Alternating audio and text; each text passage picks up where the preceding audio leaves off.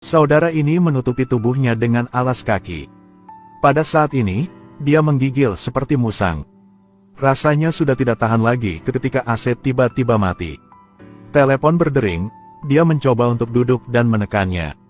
Beri kamu kesempatan. Apa yang akan Anda lakukan jika Anda memergoki putra Anda mencuri? Aku akan mencubit telinganya. Lalu seret untuk melihat polisi. Jawaban yang salah.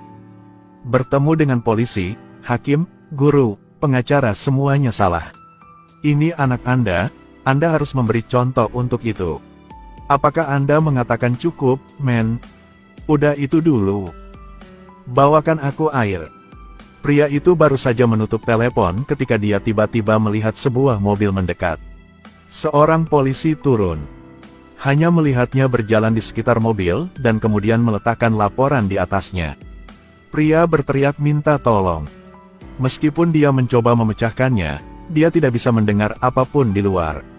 Bahkan tidak bisa melihat ke dalam.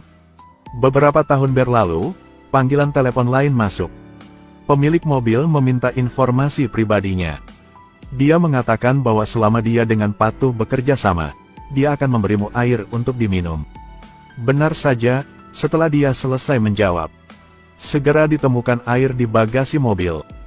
Sulit untuk diminum, tetapi lebih baik daripada tidak sama sekali.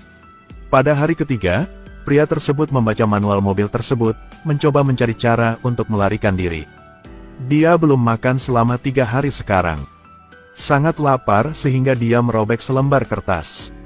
Gulung dan masukkan ke dalam mulut untuk dimakan agar tidak lapar. Jika haus, keluarkan tanda peringatan. Lalu siram air seni tubuh ke dalamnya. Kemudian dia meminumnya lagi. Karena baunya sangat tidak enak, dia hanya perlu menutup hidungnya dan meminum semuanya. Saat ia tertekan, seorang pencuri muncul di luar pintu mobil hendak mendobrak pintu mobil. Pria itu langsung merasa seperti diselamatkan. Setelah beberapa saat, pencuri itu ditemukan oleh orang yang lewat. Dia melarikan diri tetapi tertangkap. Seseorang dikutuk, seseorang melapor ke polisi. Pria itu melihat pemandangan ini seolah-olah dia sedang melihat dirinya sendiri. Tidak tahu apakah harus bersimpati dengan pencuri atau bersimpati dengan diri sendiri. Mungkinkah situasi saat ini semuanya balas dendam? Beberapa saat kemudian, pencuri itu ditangkap polisi. Orang yang berjalan-jalan di luar tetapi dia seperti dunia yang berbeda di dalam. Di malam hari telepon berdering. Kali ini dia tidak menjawab teleponnya. Dia mengambil lalat di dalam mobil. Sedikit ragu ketika hendak memasukkannya ke dalam mulut. Lalu lepaskan lalat itu. Tiba-tiba, sepasang pria dan wanita muncul di luar sedang bermain dengan burung. Dia lapar dan haus sekarang dan dia sedang tidak mood untuk melihat. Menghitung hari keempat, telepon berdering lagi. Pria itu mengklik mendengarkan. Pemilik mobil takut mati kelaparan dan mengatakan ada sepotong roti di bawah pijakan kaki. Pria itu menemukan roti dan memakannya. Ketika dia mengatakan ingin minum, teleponnya dimatikan. Sepanjang hari hanya memandangi arus orang yang lalu lalang. Dia ingat dengan jelas urutan dari A sampai Z dari rumah-rumah di dekatnya.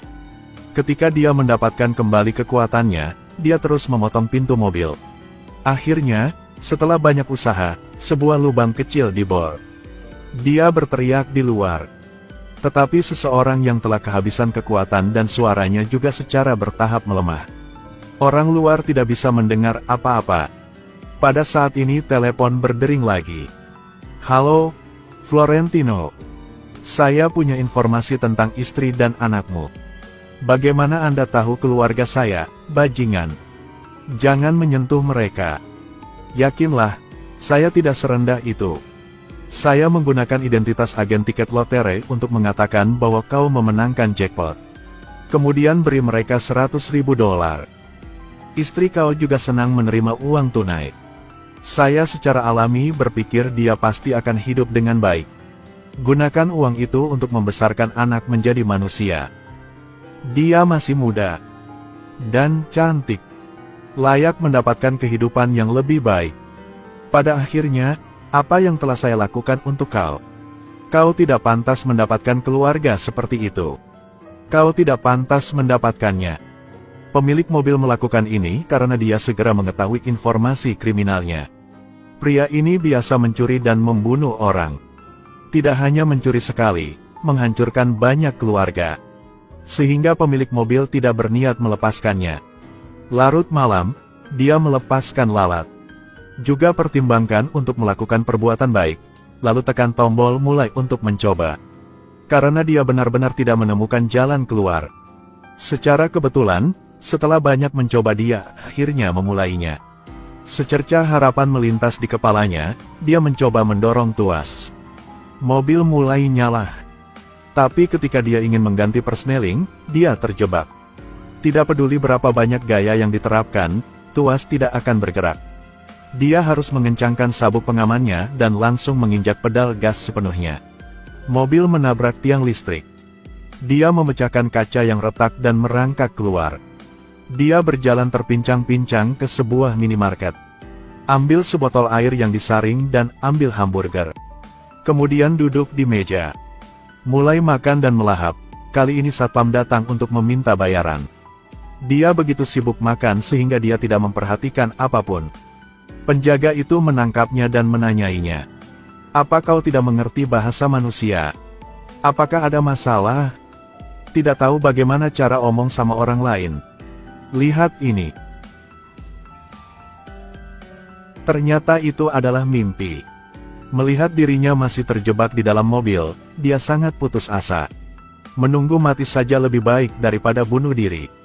Saat dia menarik pelatuknya, peluru itu tiba-tiba berhenti. Saat ini, pemilik mobil muncul. Paman berusia 60 tahun, dia mengeluarkan semprotan deodoran dan mulai menyemprotkannya ke dalam mobil. Mobil itu benar-benar terlalu sulit untuk dicium. Dia duduk di dalam mobil, memegang pistol di depannya. Kemudian menyalakan sebatang rokok dan memberikannya untuknya. Dia tidak akan memaafkannya. Pada saat ini teleponnya berdering. Dia mengklik mendengarkan. Sedetik yang lalu dia masih linglung. Jadi sedetik kemudian, dia dengan cepat berlari keluar dari mobil, bahkan menembakkan peluru ke udara untuk memberi tanda minta tolong. Tanpa diduga, sang paman menangkapnya dan menekannya ke tanah. Ternyata peluru itu hanya mengenai wajahnya. Dia menariknya kembali ke dalam mobil. Pada saat ini, seorang polisi wanita yang sedang berpatroli datang berlari. Dia segera mengeluarkan pistol untuk memperingatkan. Dia mencoba meminta bantuan, tetapi pamannya memegang pistol dan mengancam. Kedua belah pihak tetap seperti itu selama 2 jam. Wartawan berbondong-bondong seperti semut. Paman itu masih sangat tenang, mengatakan dia adalah korban. Selain itu, orang ini bukan hanya seorang pembunuh, tetapi juga mencuri mobilnya.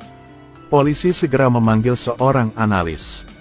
Analis bertanya apa yang diminta paman. Paman mulai berbicara tentang berbagai masalah kepolisian di kota. Beritahu pemerintah untuk tidak menekan tindakan apapun sama sekali.